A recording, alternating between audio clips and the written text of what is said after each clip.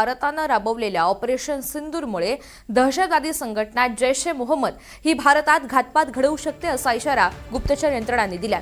त्यामुळे पोलिसांनी महालमधील राष्ट्रीय स्वयंसेवक संघाचे मुख्यालय, रेशीम बागेतील स्मृती भवन अशासह सर्वच महत्त्वाची धार्मिक स्थळं आणि गर्दीच्या ठिकाणी सुरक्षा वाढवली आहे। महालमध्ये आवश्यक त्या ठिकाणी सीसीटीव्ही कॅमेरे, कठडे लावण्यात आले। अधिकची माहिती जाणून घ्या, प्रवीण मुधोळकर आपल्या सोबत आहेत। प्रवीण, आता प्रशासनाच्या मार्फत कशी खबरदारी घेतली जाते?